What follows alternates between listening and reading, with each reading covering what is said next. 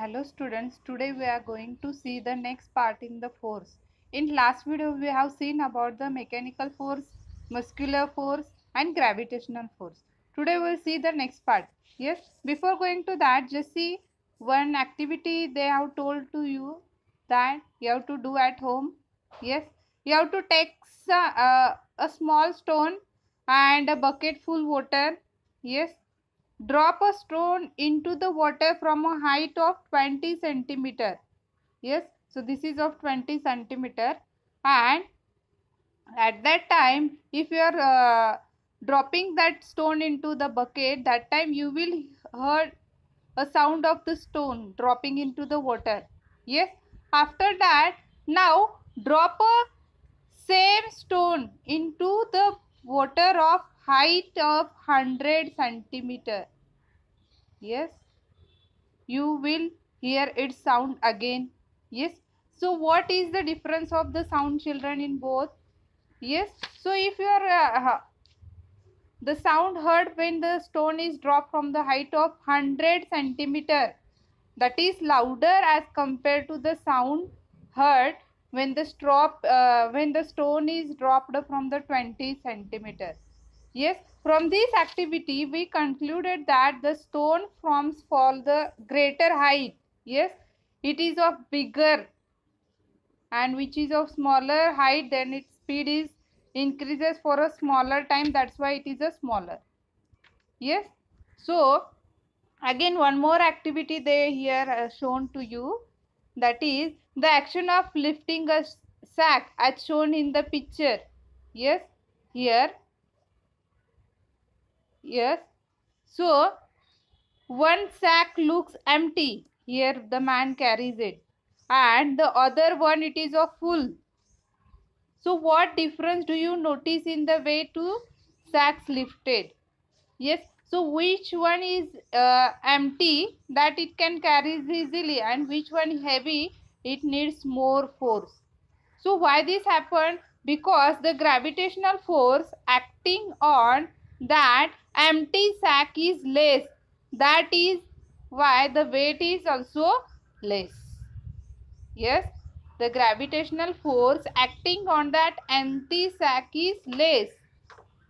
That's why the weight is also less. So the gravitational force on the bigger sack, it is more, greater. That's why its weight is greater. Yes, that's why its weight is greater.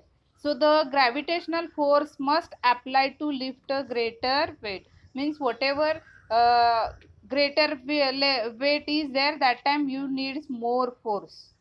Yes, consider that your mother given 10 kg of rice to you, and in one sack, and in another sack 1 kg of the rice.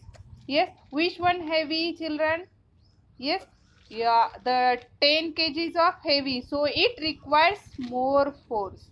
Yes, now second one, here you are playing with the carom. Yes, when a carom piece is flicked lightly, it slides over the carom only. Yes, but after that it stops at a certain distance. So why this happened?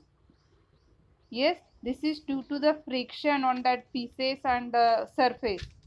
Yes, again a ball is rolling over a flat ground, stops at a certain distance. Yes, you know that if your ball is there and it is rolling over and over at a flat ground, at a certain distance it will stop. Yes, so why does this happen? Again, this is due to the friction. So when two surfaces rub against each other, the force of friction comes into the play. That's why it always acts, children, in the direction against of the motion. Yes. Again one more example I'll give. The bicycles is there. Yes. That time you are if you break that, it will stop, but after running a short distance. This is due to the again frictional force. So what is meant by the frictional force? The force which is arises whether two surface rub against each other. that is known as the frictional force. Yes. Here again one more activity they told, take 2 pieces of smooth paper and 2 pieces of sandpaper and you have to rub these two. Yes, the smooth surface can be easily rubbed against each other because the force of friction between them is less, while the rough surface cannot be easily rubbed against each other because the force of friction between them is greater. Yes, so it is possible to walk on the ground because of only the force of friction, children. Yes, if there is no force of friction, means we would slip or we will fall down on that. Sometimes when the floor is oily, that time you can slip on it. Yes, and again the floor is wet, that time also you can fall on it. Yes. Again one more example here they given. If the car is stuck in the mud, that time they are taking a wooden plank to pull that car. Why this? This is because the force of friction is generated between the wheel and the wooden plank. That's why under the car. Hence it can be pulled out from the mud. Yes, this the force of friction can either be decreases or increases as desired. Means whatever the condition is according to that. Yes, so this is about the frictional force. So the frictional force means what, children? The force which arises whenever two surface they can rub with each other. Yes, if you are taking your two hands, yes, and that time if you are rubbing, that time also it can create. Yes. So next it is of electrostatic force. So electrostatic force, this activity it is very easy, you can do at home. So what you have to taking, you have to take the pieces of paper and plastic comb is there, or you can take your scale. Yes, and you have to rub this on your hair and it creates the charge on it. That's why whatever the piece of paper are there, that get attracted to it. Yes, so like this other two experiment they have told you to do. Yes, so this is why occur. So this is the static electricity produced on that material. If you are taking rubber, plastic is there, ebonite is there, due to the friction. Yes, so you can choose the other balloon also. Yes, you can choose balloon and rub it and take a piece of paper, again it will attract. Yes, so you can do this activity also at home.